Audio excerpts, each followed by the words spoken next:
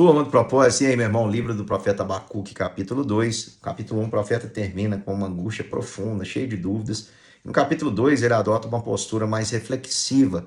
Ele diz: eu vou me colocar na minha torre de vigília, eu vou subir à fortaleza, eu vou esperar o que o Senhor tem para falar comigo. Não sabemos se isso foi literalmente, se o profeta se retirou para uma torre, ou se ele estava dizendo isso no sentido de vigiar e esperar o Senhor falar. Sabemos que o Senhor falou, o Senhor mandou o profeta escrever uma espécie de outdoor. Ele diz assim: escreva a visão, torne bem legível sobre tábuas, para que possa ler até quem passa correndo. Quando você está dirigindo, você consegue, meu irmão, apesar da velocidade, ler um outdoor, porque as letras estão grandes, são expressivas, e assim o Senhor também tem uma mensagem expressiva para passar para o seu povo.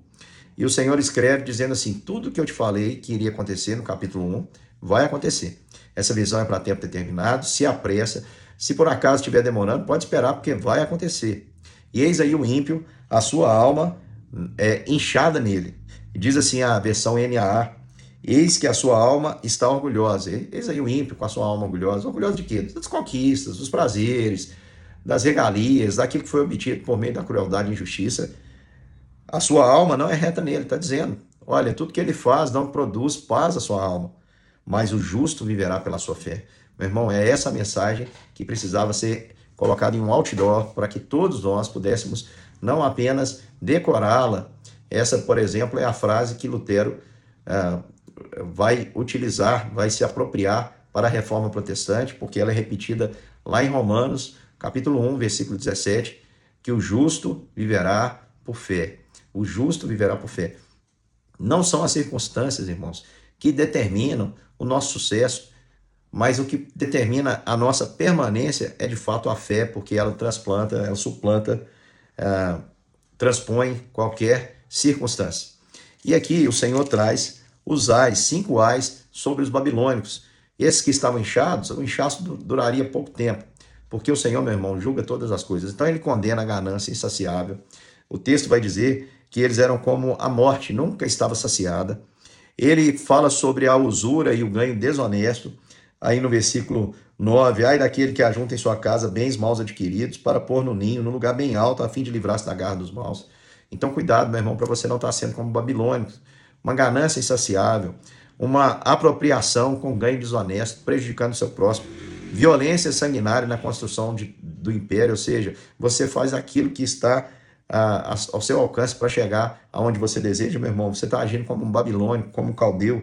Ai daquele que edifica uma cidade com sangue e afundamento com iniquidade. Ai daquele que constrói o que possui com injustiça. Não será bem sucedido, meu irmão. O texto continua também: ai daquele que humilha o seu próximo, versículo 15, ai daquele que dá ao seu companheiro vinho misturado com o seu furor e que o embebeda para lhe contemplar a nudez, ou seja, aquele que ilude o irmão, que engana o irmão, o Senhor é contra. E se você faz isso, meu irmão, se você vive enganando as pessoas, você não é mais do que um caldeu, você é um babilônico aí. No versículo 19, ele fala também da idolatria cega, como nós temos hoje, pessoas que adoram as coisas. Ai daquele que diz a madeira, acorde, e a pedra muda, levante-se. Pode um ídolo ensinar, eis que está coberto de ouro e de prata, mas no seu interior não há fôlego nenhum.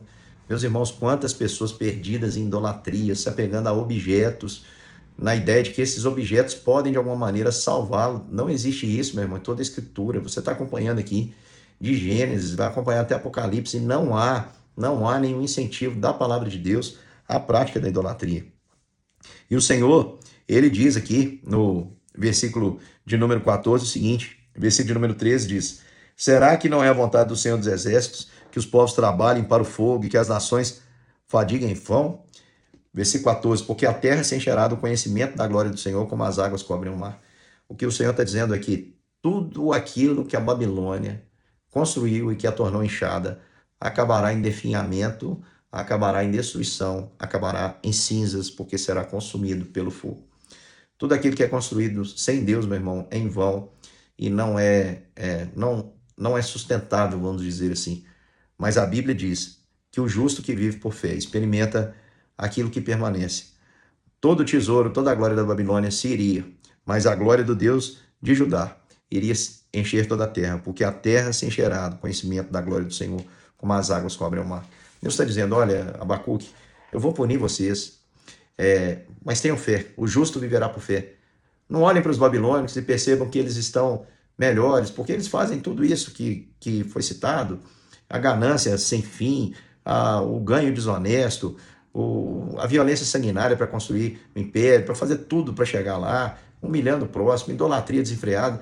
Não olhe para eles com inveja, não tenha inveja dos arrogantes, porque o justo viverá por fé, porque tudo que a Babilônia construiu, os babilônicos conquistaram, vão virar cinzas, mas a glória do Senhor vai encher toda a terra. Meu irmão, que a sua confiança esteja no Senhor, que não está sujeito às circunstâncias, mas que cuida de nós apesar das circunstâncias. Que Deus te abençoe e até daqui a pouco, para o fechamento desse livro maravilhoso, o livro do profeta Abacuque.